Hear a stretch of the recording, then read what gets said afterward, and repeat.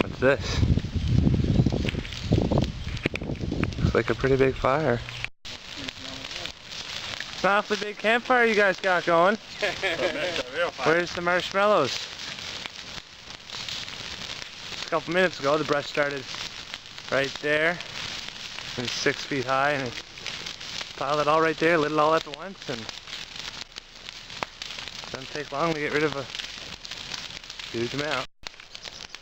Only problem with the campfire this big is you need a pretty long stick to roast your marshmallows with. It's hot. You always want to throw something extra on there. Might as well get rid of some extra deck. Then again, that stuff is well used as redneck fencing. So it'd be a shame to see it go.